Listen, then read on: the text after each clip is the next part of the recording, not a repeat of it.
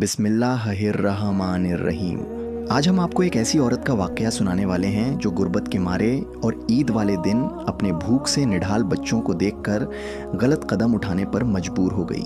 जैसा कि आप सबको पता है कि आज के इस फिरौनी दौर में कोई किसी को मुफ्त में कुछ नहीं देता। किसी चीज़ के बदले कोई ना कोई चीज़ मांग ली जाती है, कभी पैसे और कभी इज्जत। जब एक मजबूर माँ अपने भूख से निढाल बच्चों के लिए बकरा ईद वाले दिन अल्लाह के नाम पर गोश्त लेने गई तो एक जालिम बूढ़े ने गोश्त के बदले उस औरत से उसका जिस्म मांग लिया। जब औरत ने इनकार किया तो उस बूढ़े ने उसे पैसों का लालच दिया, घर का लालच दिया, ऐसी ऐसी रंगीन बातें की जो एक गरीब औरत ख्वाब में भी नहीं सोच सकती। तो फिर क्या उस औरत ने इनकार कर दिया या वो उस बूढ़े की बहकती बातों में फंस गई और 70 साल के बूढ़े को अपना जिस्म देने पर राजी हो गई? यह सब जानने के लिए इस वीडियो को आखिर तक ज़रूर देखें। ये एक गरीब औरत का सच्चा वाकया है। उसकी ज़िंदगी कभी भी सुकून वाली नहीं रही। जवानी में ही उसकी शादी एक ऐसे आदमी से हो गई जो काम का नहीं था। वह हर वक्त नशा करता पड़ा रहता, ना बीवी की परवाह करता, ना बच्चों का सोचता। औरत दिल में सब्र करके ज़िंदगी के दिन काट रही थी। अगर अल्लाह ने एक सहारा दिया था तो वह उसका बाप था। बाप मालदार था, बेटी के हालात देखकर दिल में दर्द रखता था। वही बाप था जो अपनी बेटी को हर महीने पैसे भिजवाता था, कभी बच्चों के कपड़े ले देता, कभी राशन भिजवा देता। बस इसी सहारे पर वह औरत अपने बच्चों को पाल रही थी। शौहर तो नशे में ही पड़ा रहता। अगर घर में हंसी होती थी तो वह बाप की भेजी हुई चीज़ों की वजह से होती थी, वरना शौहर से तो कभी 1 रुपया भी हाथ ना लगा। मगर जिंदगी का एक जैसी रहती है। अचानक एक दिन उसका शौहर, जो पहले ही नशे में बर्बाद था, दुनिया से चला गया। औरत ने दिल से अफसोस नहीं किया क्योंकि वह जानती थी कि इसने कभी घर का बोझ नहीं उठाया था। असली सदमा तो तब लगा जब कुछ महीने बाद उसका बाप भी अल्लाह को प्यारा हो गया। वो बाप जो बच्चों के लिए हर चीज़ का बंदोबस्त करता था, अब वह भी चला गया। औरत के पाँव के नीचे से जैसे ज़मीन निकल गई। ना शौहर था, ना बाप था, ना कोई सहारा बच्चा था। घर में चूल्हा ठंडा पड़ने लगा, बच्चे भूखे बैठने लगे और माँ की आंखों में दर्द उतर आया जो कभी ख़त्म नहीं होता। अब वो औरत जो कल तक अपने बाप के पैसों से बच्चों की खुशियाँ पूरी कर लेती थी, आज हर तरफ खाली हाथ खाली, दिल खाली आंखों के साथ बैठी थी। वो औरत हर रोज़ अपने दिल को तसल्ली देती थी कि अल्लाह कोई रास्ता निकालेगा, मगर बच्चों की मासूमियत उसे चैन से बैठने नहीं देती थी। बच्चे दिन रात बस एक ही रट लगाए बैठे थे कि अम्मी ईद आ रही है, हमें भी नए कपड़े दिलवा दो, अम्मी हमें भी जूते लेकर दो, अम्मी सबके पास बकरे होंगे, हम भी अपना बकरा सजाएंगे, गलियों में घुमाएंगे, अम्मी हमें भी ईद वाले दिन पार्क लेकर जाना, चीज़ें खिलाना, झूले झुलाना। बच्चों का जिद करना जायज़ था, वो नादान थे। उन्हें क्या पता था कि उनकी माँ के हाथ खाली हैं और दिल दुखों से भरा हुआ है। उन्हें कहाँ खबर थी कि उनकी माँ सुबह सवेरे घरों में काम करने जाती है, किसी के बर्तन धोती है, किसी के कपड़े धोती है और शाम को थकी हारी खाली हाथ घर वापस आती है, बस उनकी खुशी के लिए। बच्चों को तो सिर्फ अपनी ख्वाहिशें पूरी करनी थी, बाहर के रंग बिरंगे कपड़े, नए जूते, कुर्बानी के जानवरों के साथ खेलना, ये सब ख्वाब उन्हें तड़पाते थे। और माँ तो आखिर माँ होती है, अपनी थकान, अपने आंसू, अपनी बेबसी सब छुपाकर बस बच्चों की एक मुस्कान के लिए जीती मरती रहती है। इसीलिए उस औरत ने दिल में फैसला कर लिया कि इस बार मैं कुछ भी कर लूँ, चाहे खुद भूखी रहूँ, चाहे दिन रात मेहनत करूँ, लेकिन अपने बच्चों को खुश करके रहूँगी। वह सबसे पहले अपनी माँ के पास गई, आंसुओं से भीगी आवाज़ में कहा कि अम्मी मेरे बच्चों की ईद खराब हो जाएगी, कुछ कपड़े, जूते या थोड़ी बहुत मदद कर दो। माँ की आंखों में भी आंसू आ गए। दुखी लहजे में कहा कि बेटी, जब तेरा बाप जिंदा था तो तेरे घर का भी सहारा था और हमारा भी। अब जब से वह इस दुनिया से गया है, हम खुद भी बड़ी मुश्किलों से दिन गुजार रहे हैं। हमारे पास भी देने के लिए कुछ नहीं बचा। हमारी ईद भी बस नाम की है। यह सुनकर औरत का दिल और भी बोझल हो गया। माँ के दरवाजे से खाली हाथ लौटी तो भाइयों के दरवाजे पर उम्मीद लगा ली। भाइयों के सामने हाथ जोड़कर कहा कि भाई मेरे बच्चे जिद कर रहे हैं, कुछ कपड़ों, जूतों या कुर्बानी के बकरे के लिए मदद कर दो। लेकिन वहाँ से भी ठंडी हवा आई। भाइयों ने कहा कि बाजी, जब अब्बा जिंदा थे तब सब ठीक था, अब हमारे अपने हालात भी तंग हैं, हमने भी अपने बच्चों के लिए कोई ख़ास तैयारी नहीं की, तुम्हें क्या दें। मायूस होकर वह ससुराल गई। लेकिन वहाँ भी दिलासों के सिवा कुछ ना मिला, बल्कि सासत सर ने नया मशवरा दे दिया। देखो बेटी, तुम जवान हो, दूसरी शादी कर लो, कोई अच्छा आदमी मिल जाएगा तो बच्चों का सहारा भी बनेगा और तुम्हें भी जिंदगी की आसानी नसीब होगी। यह बात सुनकर औरत का दिल दहल गया। शायद वह अपनी खुशी के लिए हाँ भी कर देती, लेकिन जैसे ही बच्चों के मासूम चेहरे आंखों के सामने आए, उसका दिल कहने लगा कि जिस आदमी ने उन बच्चों को जन्म नहीं दिया, वो उनसे दिल से कैसे मोहब्बत करेगा। वो मुझे तो शायद खुश रखे, लेकिन मेरे बच्चों की खुशियाँ कभी पूरी नहीं कर सकेगा। औरत ने दिल में पक्का इरादा कर लिया, चाहे जो हो जाए, चाहे जितनी भी तकलीफ आए, मैं अपने बच्चों को सौतेले बाप के रहमो करम पर नहीं छोड़ूंगी। वो औरत दरवाजे से बाहर निकली तो सूरज आग बरसा रहा था, लेकिन उसके दिल में जो आग लगी थी वह सूरज की तपश से भी ज्यादा जलाने वाली थी। सड़कों पर चलते हुए उसे हर चेहरा अजनबी लगा, हर दरवाजा बंद महसूस हुआ। दिल में एक ही सवाल गूंज रहा था, अब कहाँ जाऊं, किसके सामने हाथ फैलाऊं, कौन मेरी मदद करेगा। चलते चलते एक लम्हा ऐसा आया जब दिल ने कहा कि बच्चों की खुशी के लिए अपनी इज्जत भी दाम पर लगा दूं, मगर अगले ही लम्हे उसने खुद को झटका दिया।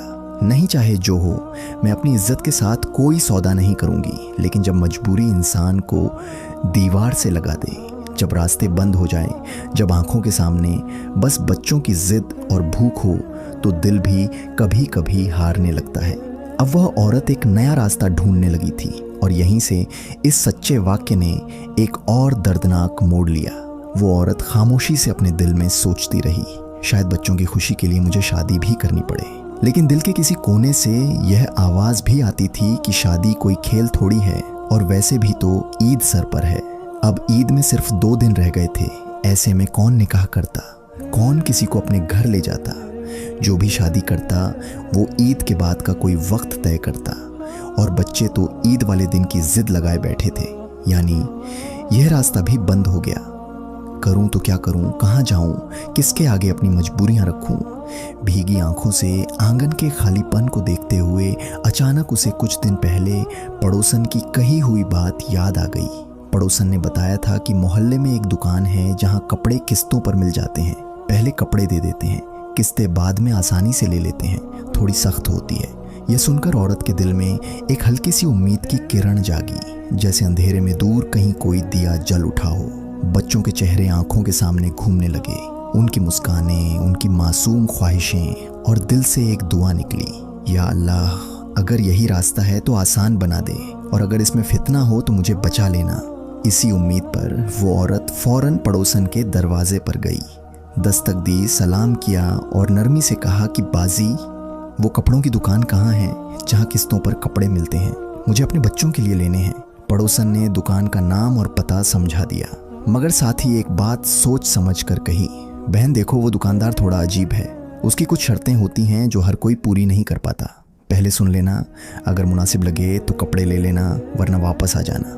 औरत ने भरोसे से कहा, मैं कोई गलत काम नहीं करने आई, बस अपने बच्चों की खुशियों के लिए कपड़े लेने हैं। अगर शर्तें ठीक हुई तो लूँगी, वरना खाली हाथ आ जाऊँगी। अगले दिन जब सूरज की धूप हल्की हुई तो वह औरत थोड़ी हिम्मत जमा करके उस दुकान पर जा पहुँची। दुकानदार ने मुस्कान के साथ उसे खुशामदीद कहा और बिना किसी देर के कपड़े निकाल निकाल कर दिखाने लगा, मगर औरत ने हाथ के इशारे से उसे रोका और कहा कि भाई, कपड़े बाद में देखेंगे, पहले मेरी बात सुन लो, मेरे पास अभी पैसे नहीं हैं। मैंने सुना है कि आप किस्तों पर कपड़े देते हो, क्या ये सच है? दुकानदार ने सर हिलाकर मुस्कुराते हुए कहा, जी भाभी जी, हम किस्तों पर भी कपड़े देते हैं, मगर किस्तों का रेट थोड़ा ज़्यादा होता है, और एक बात और है, हम शर्तों के बिना किसी को माल नहीं देते, क्योंकि बहुत लोग कपड़े लेकर किस्तें नहीं देते और भाग जाते हैं। औरत ने पुरसुकून लहजे में पूछा, तो फिर बताओ क्या शर्तें हैं? अगर स्टैंप लिखवाना है तो मैं करवा लूँगी, बस मुझे अपने बच्चों के लिए कपड़े चाहिए। दुकानदार का चेहरा संजीदा हो गया, आहिस्ता से बोला, नहीं भाभी जी, इस टाइम की बात नहीं है, लेकिन हमारी शर्तें थोड़ी अलग और थोड़ी मुश्किल हैं। यह कहकर वो दुकान के काउंटर के नीचे से एक मोटी सी किताब निकालने लगा और औरत का दिल जैसे डर के मारे धड़कने लगा था। दुकानदार ज़रा सा आगे झुका और औरत से नरमी से बोला, भाभी जी, आप पढ़ना लिखना जानती हो? औरत ने हल्के से जवाब दिया, हाँ भाई, थोड़ा बहुत पढ़ लेती हूँ। दुकानदार ने मेज के नीचे से एक मोटी सी किताब निकाली और सामने रखते हुए कहा, इसमें हमारी शर्तें लिखी हैं, आराम से पढ़ लेना। अगर मंजूर हो तो कपड़े मिलेंगे, अगर ना मंजूर हो तो बिना बहस के वापस चली जाना। औरत ने थोड़ी हिचकिचाहट के साथ कहा, ठीक है, मैं पढ़ लेती हूँ। कांपते हाथों से उसने किताब खोली और जैसे ही पहली शर्त पढ़ी, उसके जिस्म में झरझरी दौड़ गई। पहली शर्त, जो भी औरत किस्तों पर कपड़े लेना चाहेगी उसे सबसे पहले अपने सारे कपड़े उतार कर हमारे सामने आना होगा। हम उसकी मुकम्मल वीडियो बनाएंगे जिसमें चेहरा, जिस्म, सब कुछ साफ दिखाई देगा। ये वीडियो हमारे पास बतौर ज़मानत महफूज रहेगी। अगर किस्तें वक्त पर अदा ना की गई या औरत ने बीच में रकम देने से इनकार किया तो यह वीडियो इंटरनेट पर गंदी वेबसाइट पर डाल दी जाएगी। जहां से ऐड और व्यूज़ का पैसा मिलेगा वो हम औरत के कर्जे में शामिल करके अपनी रकम निकाल लेंगे। जब तक हमारी पूरी रकम वसूल नहीं हो जाती ये वीडियो इंटरनेट पर घूमती रहेगी। यह पढ़ते ही औरत के हाथ कांपने लगे, जैसे जिस्म से जान निकलने लगी हो। फिर उसने हिम्मत करके दूसरी शर्त पढ़ी। अगर पहली शर्त मंजूर ना हो तो दूसरी सूरत यह है कि औरत को हमारे साथ जिस्मानी ताल्लुक़ कायम करना होगा। हम जब चाहेंगे, दिन हो या रात, जब बुलाएंगे उसे आना पड़ेगा। ये मुलाकात एक बार की नहीं होगी बल्कि बार बार करनी पड़ेगी और यह सिलसिला तब तक जारी रहेगा जब तक हमारी पूरी रकम वसूल ना हो जाए। अगर किसी दिन औरत ने आने से इनकार किया या बीच में रिश्ता तोड़ने की कोशिश की तो हम पहले बनाई हुई वीडियो निकालकर उसे बदनाम कर देंगे या पुलिस में झूठा केस बनाकर फंसा देंगे। यह पढ़ते ही औरत की आंखों के सामने अंधेरा छा गया, सांसें फंसने लगी, जैसे जमीन हिल गई हो। बचते बचाते उसने तीसरी शर्त पढ़ी। अगर पहली और दूसरी शर्त भी मंजूर ना हो तो फिर औरत को एक स्टैंप देना होगा। उस स्टैंप पर लिखा होगा कि अगर किश्त वक्त पर अदा ना की गई तो जिस मकान में औरत रहती है वह हमारा होगा और हम बिना किसी रहम के उसे बेचकर अपनी रकम निकाल लेंगे। यह स्टैंप मुकम्मल तौर पर कानूनी होगा। बाद में कोई इनकार नहीं चलेगा। औरत ने डूबती नजरों से पूरी किताब पढ़ ली। पहली शर्त इज्जत की तबाही, दूसरी शर्त जान की जिल्लत, तीसरी शर्त सर छुपाने की जगह छीन लेने वाली थी। उसने दिल में सोचा, ना मैं पहली शर्त मान सकती हूँ, न दूसरी, और ना ही मेरे पास अपना जाती मकान है कि मैं स्टैंप पर दस्तखत कर सकूं। मैं तो किराए के घर में रहती हूँ। ये सोचते ही उसने कांपते हाथों से किताब बंद की, खामोशी से मेज पर रखी और दुकान से बाहर निकल आई। बाहर निकली तो जैसे दुनिया अजनबी हो गई थी। सड़क पर गाड़ियां थीं, लोग थे, मगर हर चेहरा धुंधला, हर आवाज बेईमानी लग रही थी। दुकान से निकलकर वह औरत कुछ देर सड़क के किनारे खड़ी रही। धूप तेज थी और दिल दर्द से भरा हुआ, मगर हार मानना उसने सीखा ही नहीं था। उसने हिम्मत की और दूसरी तरफ एक साथ वाली कपड़ों की दुकान पर चली गई। अंदर एक मध्यम उम्र का दुकानदार बैठा था। चेहरे पर संजीदगी और आंखों में शराफत झलक रही थी। औरत ने कांपती हुई आवाज में कहा कि भाई जी, मेरे पास अभी पैसे नहीं हैं, बच्चों के लिए ईद के कपड़े और जूते लेने हैं। अगर किस्तों पर दे दो तो अल्लाह आपको खुश रखेगा। दुकानदार ने औरत को गौर से देखा, चंद लम्हे खामोश रहा, फिर नरम लहजे में बोला, बहन जी, मैं किस्तों पर चीजें नहीं बेचता, लेकिन तुम्हारी हालत देखकर दिल नहीं मानता इनकार करने को। उसने थोड़ा आगे होकर कहा, ऐसा करते हैं, तुम कपड़े और जूते पसंद कर लो। बस हर महीने के आखिर में जितना हो सके थोड़ा थोड़ा दे जाना। ना कोई स्टैंप चाहिए, ना कोई लिख पड़ा, बस अल्लाह के नाम पर वादा है। औरत की आंखों से बेख्तियार आंसू निकल आए। उसने जल्दी जल्दी बच्चों के लिए 2-3 जोड़े और जूते पसंद किए। ज्यादा कीमती नहीं, मगर बच्चों के लिए काफी थे। दुकानदार ने खुद अपने हाथों से कपड़े और जूते अच्छी तरह पैक करके दिए और जाते जाते बस इतना कहा कि बहन जी, कपड़े और जूते आपके हो गए। अब जब अल्लाह तुम्हें आसानी दे तो थोड़ा थोड़ा दे देना। अगर कभी देर भी हो जाए तो घबराना नहीं, अल्लाह बड़ा मेहरबान है। औरत ने हाथ उठाकर दुआ दी और खुशी खुशी बच्चों के लिए तोहफे लेकर घर लौट आई। बच्चों ने जब अपनी अम्मी के हाथ में थैला देखा तो खुशी के मारे दौड़ते हुए लिपट गए। थैला खोला, नए कपड़े और जूते देखे तो उनके चेहरों पर खुशियों की चमक दौड़ गई। माँ ने अपने आंसू छुपाते हुए बच्चों को गले से लगाया और दिल ही दिल में कहा, अल्लाह तेरा शुक्र है, तूने मेरे बच्चों की ईद की खुशी पूरी कर दी। रात को बच्चे बार बार अपने कपड़े और जूते देखते रहे और माँ अल्लाह का शुक्र अदा करती रही। अब बस एक चीज बाकी थी, ईद वाले दिन कुर्बानी का गोश्त हासिल करना, ताकि बच्चों के चेहरों की खुशियां मुकम्मल हो सके। सुबह ईद का दिन था, घरों में खुशियां थीं, हर तरफ गलियों में बच्चों की झकारियां गूंज रही थीं। वह औरत भी सवेरे सवेरे उठ गई, नमाज पढ़कर अल्लाह का शुक्र अदा किया कि कम से कम बच्चों के कपड़े और जूते तो हो गए। फिर जल्दी जल्दी घर के काम निपटाए, बच्चों को नहलाया, नए कपड़े पहनाए, बालों में तेल लगाकर अच्छी तरह तैयार किया। बच्चों के चेहरों पर खुशी देखकर उसका दिल जैसे जी उठा। लेकिन दिल में एक और ख्वाहिश थी कि ईद पर अपने बच्चों के हाथ में गोश्त भी हो, ताकि उनका दिल भी खुश हो जाए और उनके चेहरे भी बाकी बच्चों जैसे चमक उठे। जब बच्चे तैयारी के बाद हंसते खेलते बैठे तो औरत ने सोचा कि अब गोश्त का बंदोबस्त कर लिया जाए, जैसे मोहल्ले में हर तरफ गोश्त तकसीम हो रहा था। वह भी एक कपड़ा और एक थैला लेकर निकल पड़ी। गलियों में देखती, जहां कहीं गोश्त मिलने का पता चलता वहां चली जाती। कई घरों के सामने जाकर दरवाजा खटखटाया। किसी ने थोड़ा सा गोश्त दे दिया, किसी ने कहा कि अभी कुर्बानी हो रही है, बाद में आना। चलते चलते एक जगह आई जहां एक बड़े से घर के बाहर औरतों की भीड़ लगी हुई थी। बहुत सी औरतें लाइन में खड़ी थीं, हर किसी के हाथ में खाली थैला था। औरत ने दिल में सोचा, यहां तो बहुत सारी औरतें आई हुई हैं, शायद यहां अच्छा खासा गोश्त मिल जाए। वह भी लाइन में लग गई। काफी देर तक धूप में खड़ी रही, लेकिन गोश्त देने वाला शख्स बार बार बाहर आकर कहता, अभी गोश्त बन रहा है, थोड़ा इंतजार करो। इसी दौरान घर का एक बूढ़ा शख्स जो गोश्त तकसीम करवा रहा था, उस औरत पर बार बार नजरें डालने लगा। उसके दिल में गंदे ख्यालात पैदा होने लगे। बूढ़े ने एक नौकर को भेजा कि जाकर उस औरत को बुलाओ। औरत को बुलाकर कहा गया कि बाजी आप अंदर आ जाओ, बाहर बहुत भीड़ है, आप बैठक में बैठ जाओ, जब गोश्त बन जाएगा तो आपको दे देंगे। औरत ने देखा कि अंदर और भी औरतें जा रही हैं, तो दिल में डर महसूस नहीं किया। अल्लाह का नाम लेकर अंदर बैठक में चली गई, जहां 2-3 और औरतें भी बैठी हुई थीं। बैठक आम सी थी, फर्श पर पुराने कालीन बिछे थे।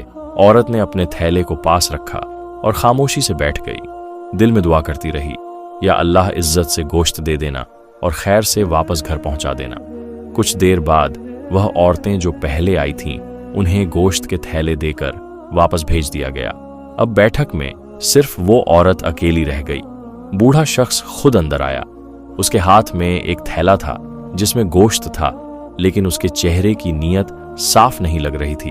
औरत ने नजरें नीची कर ली और दिल ही दिल में अल्लाह से पनाह मांगने लगी। बूढ़ा करीब आकर बोला, बाजी थोड़ा इंतजार करो, मैं अभी और गोश्त लाकर देता हूं, तुम मेहमान हो, गोश्त ज्यादा मिलेगा। औरत खामोश रही, लेकिन दिल में बेचैनी बढ़ती जा रही थी।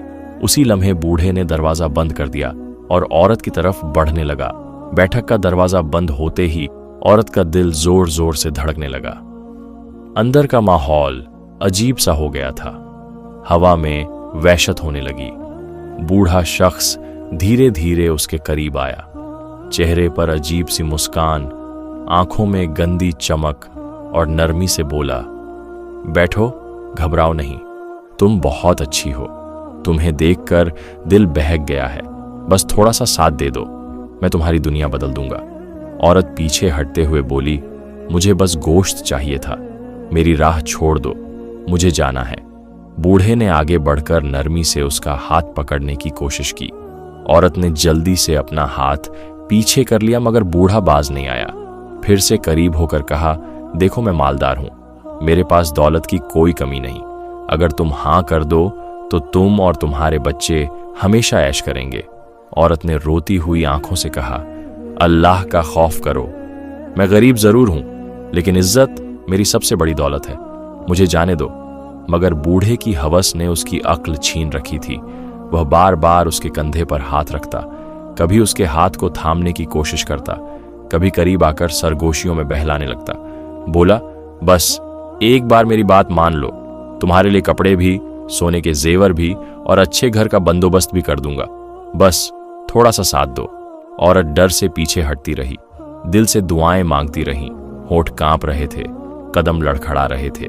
बूढ़ा बार बार हाथ बढ़ाता, कभी बाजू पकड़ लेता, कभी जबरदस्ती करीब करने की कोशिश करता। औरत ने डरते डरते हाथ छोड़कर कहा, अल्लाह का वास्ता है, मेरी मजबूरी का फायदा मत उठाओ, मैं गुनाह नहीं कर सकती, मुझे जाने दो। बूढ़ा फिर बहलाने लगा, तुम समझ नहीं रही हो, तुम्हारे सामने खुशहाल जिंदगी का दरवाजा खुला है, बस एक कदम बढ़ा दो, अपनी और अपने बच्चों की तकदीर बदल लो। अब उसका लहजा नरम से सख्त होता जा रहा था। उसने जोर से औरत का बाजू पकड़ डियाच लिया। औरत ने जोर से झटका देकर खुद को छुड़ाया और चीख मार दी, छोड़ दो मुझे, अल्लाह के लिए छोड़ दो। बैठक में उसकी चीख की आवाज गूंजी तो बूढ़े के होश उड़ गए, उसके हाथ कांपने लगे।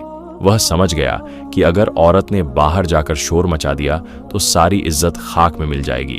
वो जल्दी से पीछे हटा, जेब में से नोटों की गड्डी निकाली, औरत के आगे फेंक दी और घबरा कर बोला, यह ले लो, बस किसी से कुछ मत कहना, मैं तुमसे निकाह करने के लिए भी तैयार हूं, बस बाहर जाकर कोई बात मत करना, तुम जो चाहो वह मिलेगा। औरत खामोश खड़ी रही, आंसू उसकी आंखों से बहने लगे। वो इस बेहयाई को देखकर कांप उठी थी। अपनी चादर को सख्ती से लपेटकर दरवाजे की तरफ भागी, दरवाजा खोलकर बाहर निकली, धूप में कदम लड़खड़ाते हुए चलती रही। उसके दिल में एक ही जुमला गूंज रहा था कि अल्लाह तेरा शुक्र है, आज मेरी इज्जत बच गई। और आंखों में बार बार बस अपने मासूम बच्चों के चेहरे घूमते रहे। औरत वहां से जैसे तैसे अपनी इज्जत बचाकर घर वापस आ गई, मगर उधर उस बूढ़े सरपंच का दिल बेचैन था, उसे सुकून नहीं आ रहा था। बार बार दिल में वहम उठ रहे थे, अगर यह औरत जाकर बस्ती में किसी को कुछ बता देगी तो मेरी सारी इज्जत मिट्टी में मिल जाएगी, लोग मेरा मजाक उड़ाएंगे, मेरे फैसलों की कोई अहमियत नहीं रहेगी। जिन बातों को सुनकर गांव वाले सर झुकाते थे, आगे से कोई मेरी बात भी नहीं सुनेगा। बूढ़ा अंदर ही अंदर डरने लगा। फिर उसने सोचा कि ऐसे चुप बैठा नहीं जा सकता। उसने जल्दी से अपने खास नौकर चाकरों को बुलाया, चंद काम के आदमियों को भी साथ लिया और खुद गोश्त के कुछ अच्छे टुकड़े, बच्चों के लिए कपड़े, जूते और मिठाई इकट्ठा की।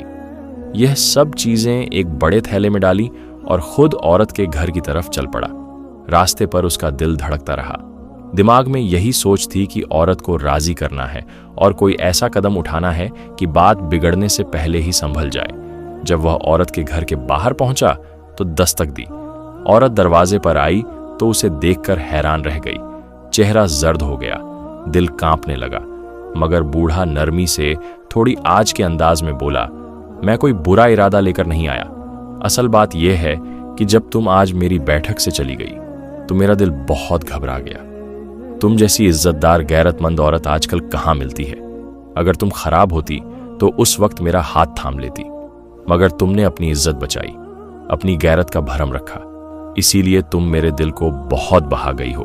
औरत हैरानी से बस उसे देखती रही। बूढ़ा आगे बढ़कर थैला औरत के कदमों में रखता गया और बोला, ये तुम्हारे बच्चों के लिए है, कपड़े, जूते, गोश्त और मिठाई सब तुम्हारे हक का है। मुझे तुमसे सिर्फ एक बात कहनी है, तुम मेरे निकाह में आ जाओ, इस्लामी तरीके से इज्जत के साथ निकाह कर लो। मैं तुम्हें इज्जत दूंगा, तुम्हारे बच्चों को बाप का सहारा मिलेगा और तुम्हें जमाने के ताने नहीं सुनने पड़ेंगे। औरत का दिल जोर जोर से धड़कने लगा। कुछ देर चुपचाप खड़ी रही। दिल में एक जंग चल रही थी। एक तरफ उसकी इज्जत थी, गैरत थी, दूसरी तरफ तन्हा जिंदगी और गरीबी, लोगों की गंदी नजरें, बच्चों की ख्वाहिशें। उसे याद आने लगी कि कैसे हर जगह जाते हुए लोग उसे घूरते थे, कभी दुकान वाले, कभी मोहल्ले के मर्द, कभी गोश्त लेने के बहाने कोई नीयत खराब करता।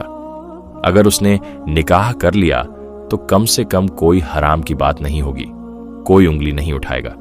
औरत ने आंखों में आंसू भरकर आहिस्ता से कहा, अगर निकाह जायज तरीके से होगा तो मैं राजी हूं। बूढ़े के चेहरे पर खुशी आ गई। वो खुशी से बोला, हाँ, निकाह बिल्कुल कुरान और सुन्नत के मुताबिक होगा, गवाहों के सामने हक मेहर देकर सबके सामने, बस मैं तुम्हें इज्जत दूंगा, तुम मेरे घर की मलिका बनोगी। औरत ने भी दिल में सोच लिया कि अब तन्हा लड़ने की हिम्मत नहीं रही, बच्चों का भी सोचना है, और जब रास्ता हलाल है तो क्यों ना अल्लाह का शुक्र अदा करके एक नया सफर शुरू किया जाए। कुछ दिन बाद ईद के फौरन बाद औरत और बूढ़े का निकाह हो गया। गांव वालों को बुलाया गया, 2 गवाह रखे गए, हक महर तय पाया और अल्लाह के नाम पर 2 दिल एक हो गए। इसके बाद औरत के दिन फिर गए, बच्चों को भी बाप का सहारा मिला और औरत ने भी इज्जत के साथ नई जिंदगी की शुरुआत की। अगर आप लोगों को हमारी आज की यह वीडियो पसंद आई है तो वीडियो को लाइक कीजिए, हमारे चैनल को सब्सक्राइब कीजिए और कमेंट बॉक्स में प्यारे नबी सल्लल्लाहु अलैहि वसल्लम का नाम एक बार ज़रूर टाइप कीजिए। शुक्रिया।